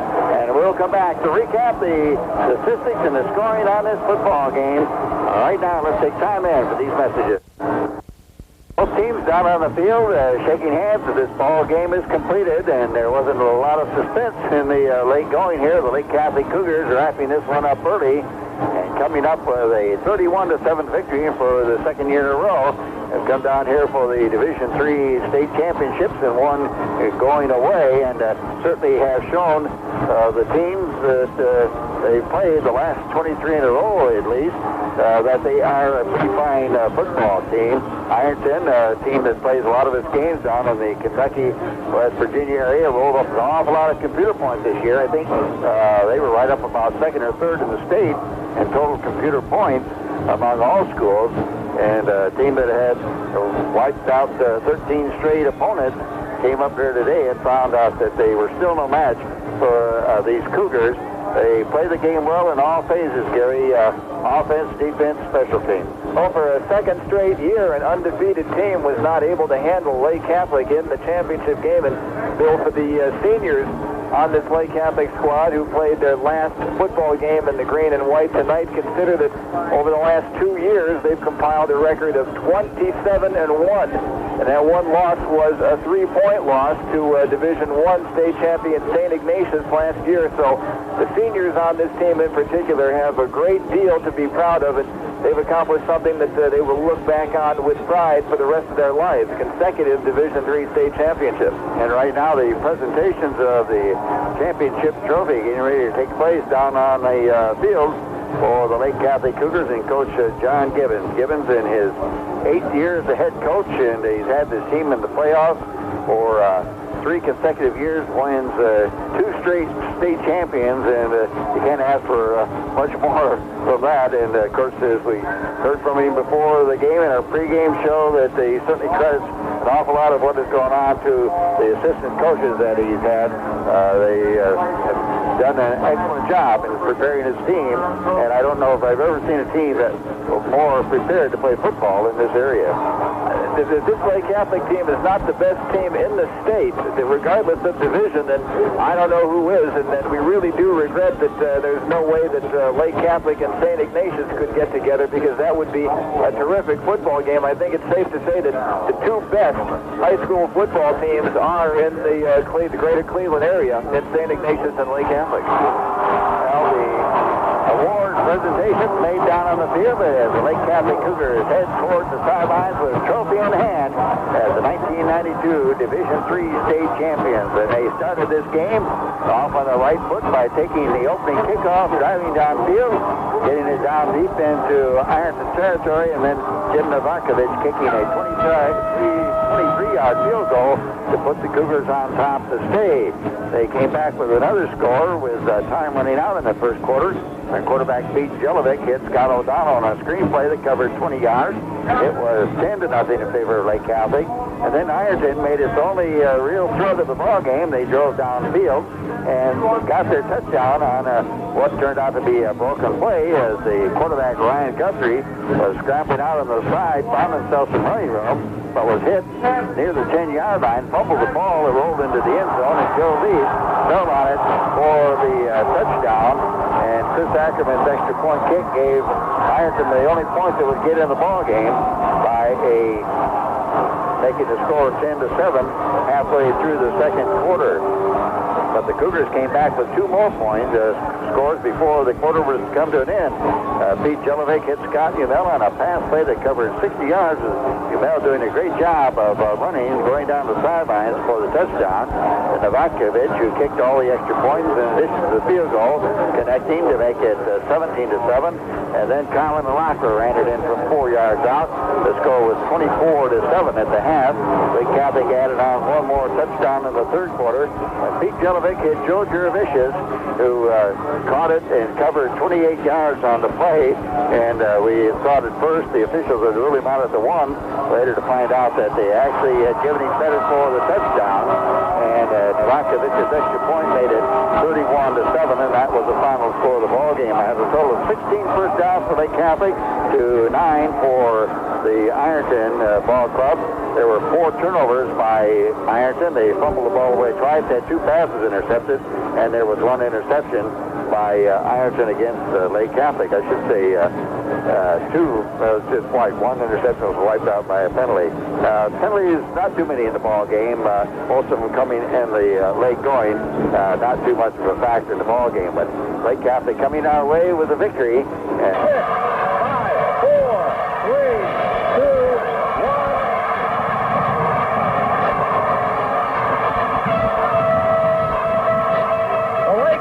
Cougars are state champions in Division III for the 2nd straight year as they defeat Ironton 31-7. And the Cougars players, the coaches, and the fans starting to run onto the field. And Lake Catholic again, they come up with a big effort. Championship. And to tell you about the sportsmanship, incredible. Mark, yes, sir. I've got John Gibbons standing by, and Coach, congratulations, what a super season. Yeah, it was a great climax. These guys did it all year long, and they finished it out like they wanted to. It's a long road. It's a great victory. Everybody expected you to be here, and that makes even more pressure on you throughout the course of the season. The kids handled it great, didn't They they? handled it all the way through. Yeah, they did a great job, and they were real focused when they came down here tonight. The game went back and forth a little bit, but you could see our poise that we had, and they just played hard, and they weren't going to let it get away. They wanted to be.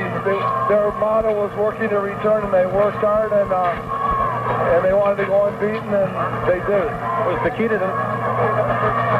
Yeah, I think everybody knows that everybody's shooting for you, and it's nice to win another one, bring another one back to Cleveland area. Was the key to tonight's ballgame the fact that this team likes to run the football, and you stuffed them right away? It made them go to the air. Yeah, I think anytime, they had the capability of throwing the ball, but obviously the fact that they only threw it 80 times all year tells you what they'd like to do, so you like to be able to do that. Congratulations. To me, it's just outstanding. The tears in the eyes of the players and the cheerleaders and the fans that are down below. It's quite a sight. All right, Craig, why don't you see if you can grab Jelovic or Jurevicius, two of the star seniors that will move on to big-time college football. Carmen Alakwa also, if you could bring him in. See if we can round up some players. But Lake Catholic, they win their 23rd straight ball game, and they're back-to-back state champions in the state of Ohio Division III. Final score here, 31-7.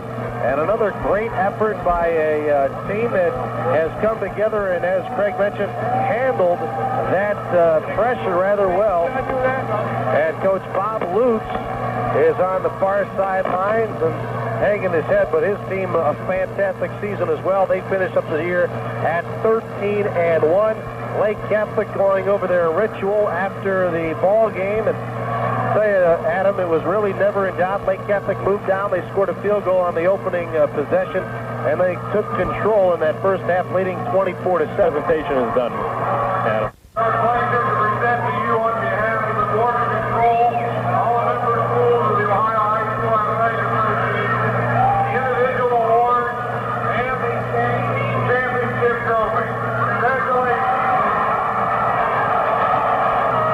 Gibbons on the shoulders of his players, holding up the trophy, and it's a long season of pressure, and the Lake Catholic Cougars handled it, and not only went on to a perfect season, they will come in next year losing some key players, but of course Coach Gibbons will have another solid team on the football field. You can bet that. Congratulations, just a super season. Thanks a lot. I mean, we really worked hard, and I think we deserve it.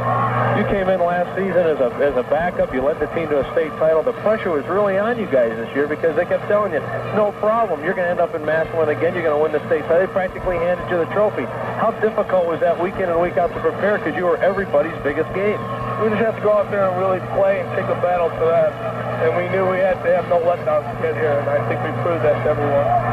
Shaky start for you tonight, but you really came on later on in the ball game. I just had to see what they did, and we talked to each other on the sideline, and we just adjusted, and everything worked well. Clue us in on what the future holds for you. Hopefully I'll go to college somewhere. We'll see. Oh, congratulations. Enjoy this. Thanks. All right. Stop Carmen Alakwa at this track. Carmen, congratulations. What a super season. Thank you very much. The team worked hard all year. This is our goal, to be undefeated and repeated, and we succeeded. I've talked to a couple of the players already, and the one thing that I keep hearing out of everybody's mouth is the team. This is what the team wants. This is what we want. This is really a close-knit bunch of guys. Well, that's what football's all about, being a team working hard together to achieve your goal. You really did a super job tonight. I mean, the oohs and the ahs of the people that had never seen you play before on the sidelines was, if you could have heard it, you'd have been very proud of yourself because you just don't go down easy. You make people wrap you up and tackle you. Well, I try to run hard every time I get the ball. The team was out here. Everyone worked hard together. And when everyone works hard together, you can play successfully. What does the future hold for you? Do you have any plans? Nothing that comes to mind. I'm just going to, enjoy this victory and, think about college later. Think about it later and hopefully go somewhere, though. Yeah, hopefully, yeah. As long as they'll throw you some money in your face. I like to, yeah. All right, congratulations. Good job. There you have it, Carmen. Congratulations. Super effort. Thank you. What can I say? The team played together today, and we had great fans, and everyone just came together, and we played Cougar football. The big question mark the last couple weeks has been the knee. How is the knee doing? Can't use it as an excuse. I mean, I was out there, I wanted to be part of this victory, and you know, loosened up as time went on. It had its sore spots, but we all came through and we played Cougar football. This has been an exciting couple of years for you guys, back-to-back state titles. There's a lot of pressure on you. I've asked a lot of the guys tonight. Did it affect you from week to week being everybody's biggest game? No, but I think there was some incentive for the team to go out and win every game. We knew that, you know, with our schedule, we had to win every game in order to make the playoffs, and we treated every single state playoff game as a championship game, and we kept winning, and now we got our second ring. Now, let's talk about that touchdown catch. That was a heck of a throw and a heck of a grab. He caught an audible at the line because the two quarterbacks came up and played man under, and we just ran a fly pattern right down the sideline. All right, let the fans at home on a little, where are you going to go to college? Can you tell us? I have no idea yet. I have some ideas. You guys probably find out in a couple of weeks. How many schools have you narrowed it down to? Probably five. Good luck. Take care of that knee, and thanks for all the excitement this season. There you have it, Joe Jarovicius.